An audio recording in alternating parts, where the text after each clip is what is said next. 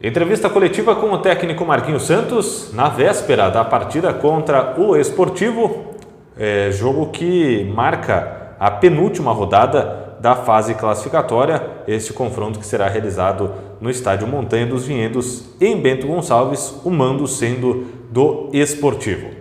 Professor, a primeira pergunta é de Rafael Zanol, da Rádio Caxias. Marquinhos, como a reavaliação sobre o seu trabalho e a possibilidade de saída do clube que surgiu após a eliminação na Copa do Brasil afetaram a preparação para esse jogo contra o Esportivo? Bem, não afetaram em nada, né? Porque o trabalho continua, a preparação continua e dentro da evolução, agora tendo esse tempo maior de preparação, a gente trabalhou aquilo que se fazia necessário trabalhar, né? Pelo tempo que não tínhamos, em função de a cada 3 dias ter um jogo, nós não conseguimos fazer os ajustes sempre feitos em vídeo, dentro dos jogos, em ajustes pontuais ali, mas não no amplo da parte tática, em que agora sim nós conseguimos fazer trabalhos desenvolvidos coletivamente, desenvolvidos individualmente e setorizado, para que a equipe busque ainda essa evolução nessa reta final de competição, porque chegamos sim, neste momento, sendo postulante à classificação. Pergunta de Thiago Nunes, TV Papo by Bitcom. Você teve uma semana cheia para trabalhar. Foi um tempo importante para recuperar a parte física dos atletas e também buscar corrigir alguns pontos do time?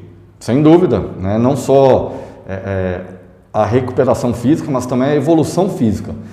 Nós precisávamos, porque foi pouco tempo de pré-temporada, em que foi desenvolvido a parte física, técnica, tática e mental, e nós evoluímos a equipe ao longo desse processo de 11 jogos aí, à frente no comando do Juventude, porque são 11 jogos em que o clube tem jogado só fora de casa.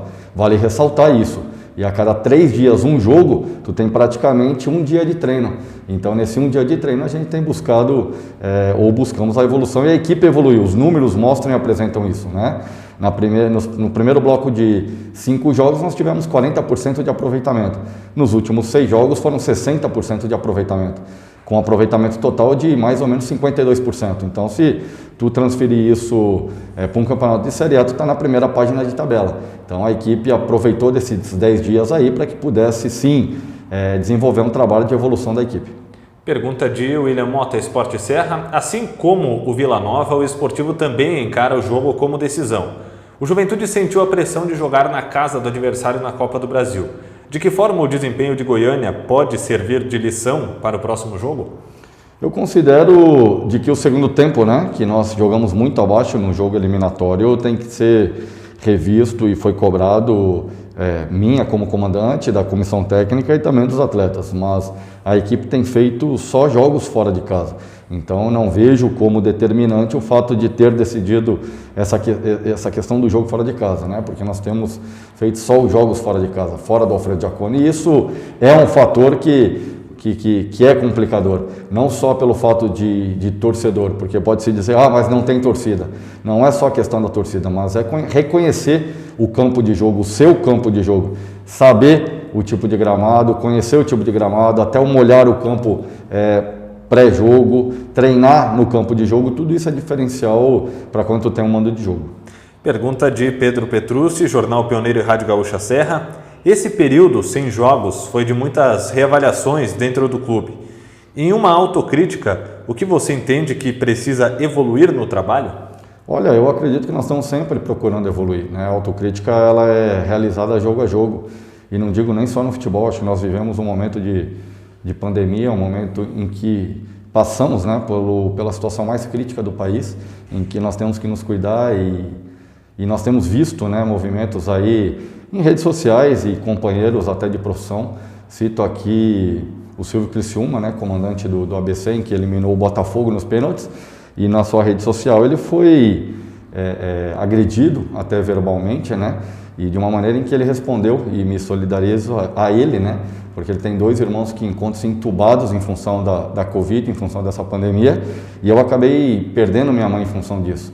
E eu entendo a dor dele, porque nós não pudemos estar presente junto aos nossos familiares. Eu não pude sepultar minha mãe, né? Eu tive que ficar aqui fiquei trabalhando, me dedicando ao Juventude, e isso buscou a evolução da equipe.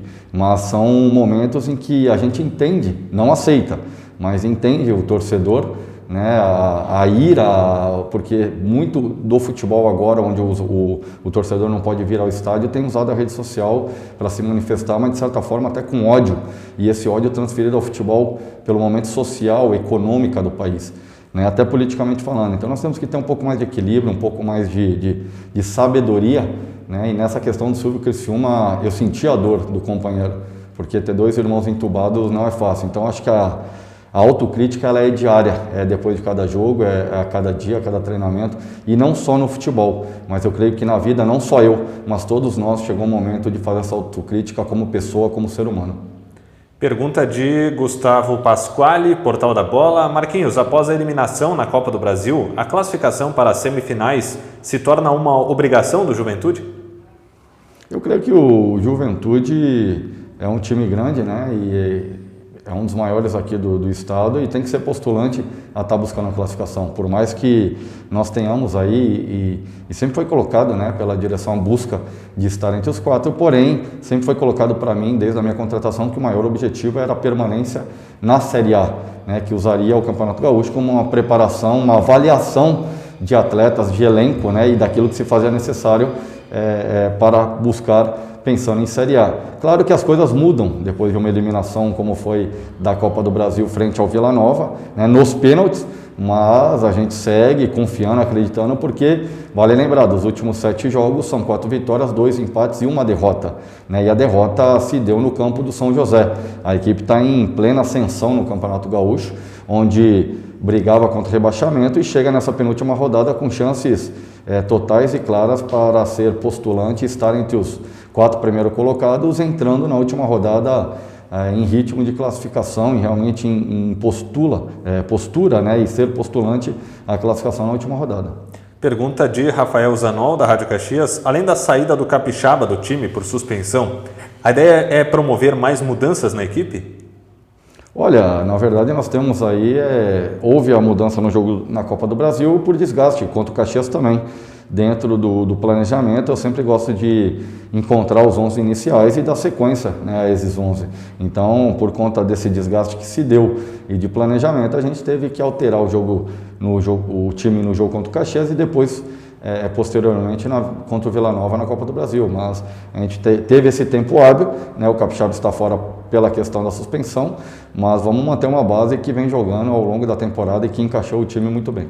Pergunta de Thiago Nunes, TV Papo by Bitcom. Matheus Jesus ficará à disposição para o jogo contra o Esportivo? E qual a condição física desse atleta? O Matheus vem evoluindo, ele ficou um bom tempo, né, sem sequer treinar, uma vez que se deu surto na equipe do Corinthians e foi pedido a ele, como ele não fazia parte dos planos, para que ele treinasse a parte e não fosse ao clube, né, porque poderia correr o risco de contágio.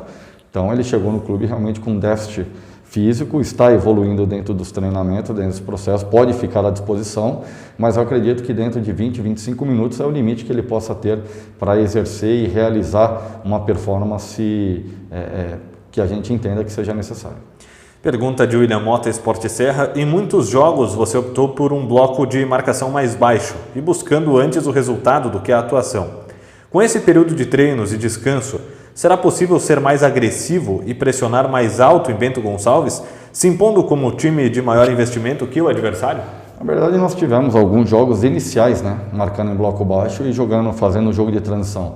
Se nós lembrarmos, o jogo contra o Aimoré, o jogo contra o Grêmio, desde o primeiro minuto e buscamos a virada, depois de estar atrás contra o Grêmio, o time marcou praticamente os 90 minutos em bloco alto e marcando forte em bloco alto, né, marcando a saída de bola.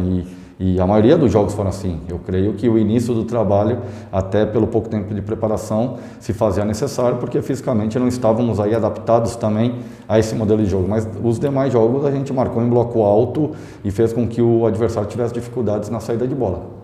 Pergunta de Pedro Petrucci, Jornal Pioneiro e Rádio Gaúcha Serra. O Bochecha esteve próximo de sair do clube, porém o negócio não foi finalizado. Ele está disponível para jogar? Olha, o Bochecha foi um caso à parte essa semana, né? E desde o jogo do Caxias ele se mostrou ele mesmo insatisfeito e com vontade de sair do clube.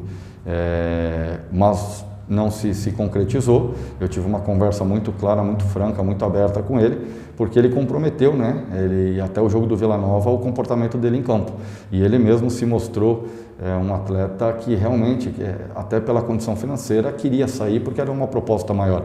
Mas é um atleta em alto potencial, em que eu não abro mão, e disse isso a ele, né, que acredito muito no potencial dele, e agora que ele possa, né, firmar a cabeça aqui no Juventude, que abriu as portas a ele quando ele saiu do Botafogo, né, que o Botafogo não quis aproveitar, fez uma boa parte da Série B em alto nível. Então é um atleta que tem muito a agregar, muito a acrescentar ao longo da temporada, e que eu acredito muito, né, e por isso não abri mão e sempre deixei claro que não gostaria de que ele saísse, né, e falei isso a ele. Então a gente teve uma conversa muito aberta, muito franca. Ele é reintegrado ao grupo e, claro, só que agora ele tem que buscar o espaço dele a cada jogo, a cada oportunidade, para que ele possa buscar a titularidade. Pergunta final de Gustavo Pasquale, Portal da Bola. O Juventude teve uma semana completa de treinamentos e descanso. Você acredita que a equipe está preparada para a reta final do estadual? Eu tenho certeza que a equipe buscou essa evolução dentro dos treinamentos. É um grupo que se dedicou demais, sentiu muito a eliminação do jogo frente ao Vila Nova pela Copa do Brasil, mas é um grupo de respeito, um grupo de homens que dentro do vestiário não há problemas, em que eles têm se dedicado muito, empenhado o dia a dia deles, né, entregue a cada minuto de treinamento para a evolução individual, e claro, a evolução individual acaba acarretando na evolução coletiva, numa formação de equipe e de elenco. Então a gente tem a certeza de que a equipe encontra-se num estágio interessante aí para essa reta final de estadual e também para o início de Campeonato Brasileiro.